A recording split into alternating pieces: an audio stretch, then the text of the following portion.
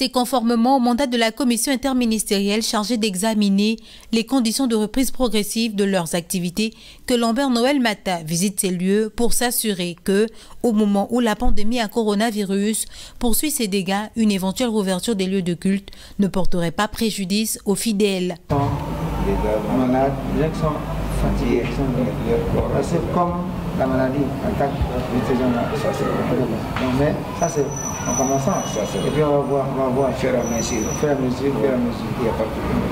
Il peut y avoir deux cultes un jour qui sera décidé. Sur le papier, ça semble faisable. Maintenant, dans la réalité, ça va être assez pénible. S'il y a par exemple deux cultes, et qu'on arrête le chiffre à 200 ou à 300, en deux cultes, il faut suffisamment de temps pour pouvoir essayer de désinfecter à nouveau. Ici, c'est bien organisé, partout c'est bien organisé, mais on va dire que ça me semble être un peu de la théorie. Dans la pratique, nous, dans nos mentalités, est-ce que tout ce qui est marqué au sol, nous, on va le respecter? C'est ça la grande difficulté de la mentalité. D'accord. Et vraiment, l'organe de, comme a dit mon collègue de la santé hier, c'est ce cluster-là. Le cluster, c'est quoi? C'est ces endroits fermés. Exactement. Il y a une concentration de personnes. Quel que soit le nombre. Exactement.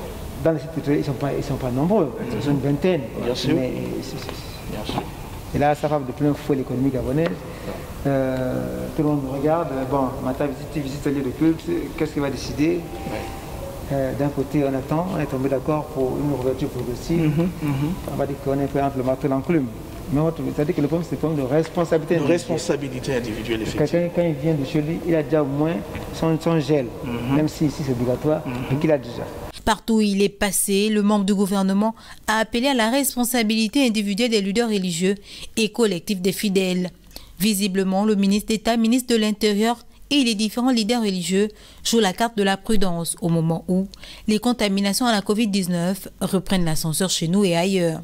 Les mesures que nous avons prises, ce sont les mesures gouvernementales sous le contrôle du Conseil supérieur, telles que lavage de mains avant l'entrée, ablution avant de venir à la mosquée, le tapis de prière personnalisé, n'est-ce pas, et le port du masque obligatoire avant la prière, avant d'arriver à la mosquée, et aussi le respect de distance. Comme vous le constatez, nous sommes fin prêts. Nous voulons plutôt remercier ici la promptitude de ceux de nos fidèles, de ceux de nos partenaires qui ont mis de la main à la pâte afin de permettre que, à la date, au jour d'aujourd'hui, nous soyons fin prêts. Voilà. La maladie est déjà premièrement du point de vue de la communication. Nous nous sommes efforcés de concevoir des spots qui vont permettre à ceux de nos fidèles de comprendre que nous ne ferons plus les pleins habituels. Nous avons réduit la capacité de notre salle de 1200 places assises à 255 places. Cela pour marquer la distanciation d'1 mètre, pour éviter que dans notre environnement, les uns et les autres ne soient au